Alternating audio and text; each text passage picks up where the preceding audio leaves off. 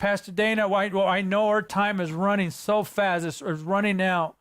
But you have to share with us the latest dreams that God has given you. What else has God revealed to you in these dreams that you've been receiving? And what do we do as the church? How do we respond to what you saw, and how do we prepare? I had a dream this past Friday night, and I shared it Sunday morning live at my church. I didn't want to do a Facebook one again. But I had a dream that followed the same pattern of the months, and I saw the calendar turn to September, and a hand reached up and grabbed the month of September and pulled it off of the page, and then it laid it down in front of an altar. And we have a secret place in our church that we built about 7-8 years ago. Our altar has horns on it, just like the one mentioned in the Bible. We have the 4 cardinal doctrines of the Assemblies of God are on pictures in there. And I saw the month of September laid down in front of that altar where I pray at every day. Sometimes I hold on those horns just because I need it for that day. But the September month was laid on the ground, and I was instructed to stand on the month of September and begin to pray for several things specifically. I was instructed to pray for the church to have a strong backbone, for corruption in the church to be exposed, and for a great harvest.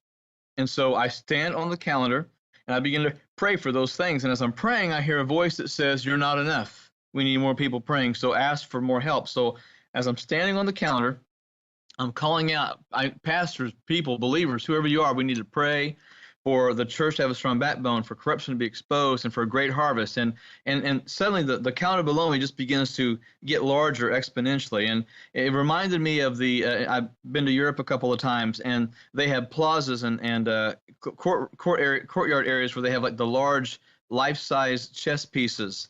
And the calendar where I'm standing on, it was Tuesday, September 1st that I'm standing on. And it just gets exponentially bigger. And finally, I see the calendar. It looks like the size of a football field. But all of a sudden, I'm not the only one praying. Somebody else is standing on September 1st with me, and there's a couple more on September 2nd and the rest of the days. And there were people that were praying in tongues.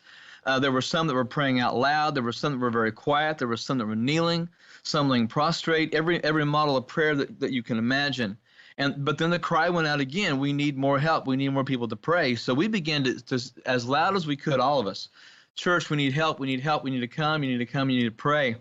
And so suddenly I realized that the outline of the calendar was now outlined of the contours of the United States of America, including Alaska and Hawaii. But I'm seeing the outline of the country, but the calendar of September is there. And I'm kind of being raised in the air as more and more people are jumping onto the calendar and people are praying. All of a sudden, there's no white space on the calendar, and people are feeling, they look like ants. People look like ants, but I see people standing all over the calendar on the country of the United States, and they're praying. They're praying for the church to have a strong backbone, for corruption to be exposed, and for a great harvest. And then I see a finger appear, and I see the word, and it writes, "A solemn," in front of September, and then assembly afterwards. So I'm looking at the word "a solemn September assembly," which is a clear call to pray for that month. And the numbers of people just keep growing and growing and growing, and the contour of the U.S. is still there. And then suddenly I see fires. Fires are starting around the edges of America. There's fires starting inside. And some of the fires are the fires of revival that are starting all over the country, but I also see fires of opposition and persecution. And then I see storm clouds all over the country, even while we're praying. There's rains, there's storms. And I can see in the heavens this demonic warfare with the angels of God. And you can hear the sabers rattling, and you can hear the fights. You can hear the grunts and the groans of the battle. I mean, it was a fight. And the people that were praying, the fires of revival were coming, but the fires of opposition were also coming to the body of Christ. And I saw warfare. I saw the weariness of the saints. Believers were holding each other up and standing together without any division, and they were fighting together in prayer. And the battle was severe. It was intense. It was brutal. I mean, there were people bleeding and wounded, bruised and exhausted from all the praying. And as I said, the heavens were alive as well with that. But when suddenly the heavens kind of opened and the storms kind of broke, and my mind and my attention was turned to the end of the month of September, where there was a whole lot of people still praying on that day. And the heavens opened. And I saw the Lord, and he was standing there with angels. And he said very clearly, "Arise, my bride. Arise, my bride, and prepare to pray. Arise, my bride, and prepare for battle. And lastly, he said, arise, my bride, and prepare to see my face. For I'm coming soon, and my reward is with me. And then there was a sound like of 1,000 shofars being blown all at once. And even in the dream, I could feel the wind of those shofars hitting my face. And I woke up, and there was just an overwhelming, peaceful presence about me. And I got up, and I wrote these things down, and I just kind of typed them out. And I believe the Lord was calling us to pray for the entire month of September. But to expect some of the most serious spiritual warfare that we've ever been called to do and called to expect. I don't know what's going to follow that specific month, but I feel in my heart the battles are going to be very, very serious, because the Lord said, arise, my bride. He only calls us his bride when he's ready to come get us. And I'm not date setting by any means. I'm not saying that October 1st Jesus comes. I'm not saying that. Jesus was just simply telling us that he's about to come. And we know that, we sense that, we realize that.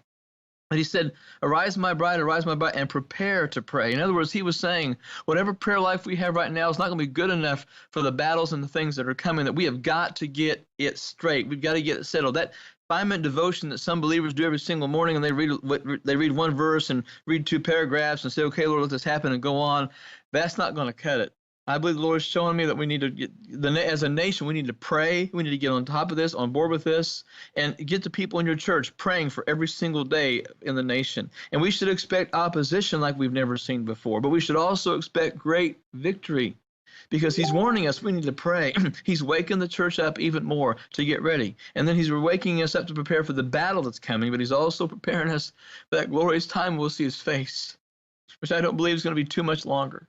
And I'm not saying when this happens. All I know is I was told in this dream that we need to pray during the month of September, and to prepare for that, to start building up now, to stop strengthening, to start working on more than just a devotion, to have that prayer life developed and honed and polished and strengthened and sharpened, that we've got to get ready for what's coming.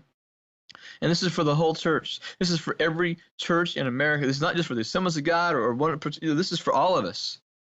Warfare is going to come against all of us, and God's calling on all of us to pray. And that's what I believe that we need to do during the month of September to fight the things that are coming.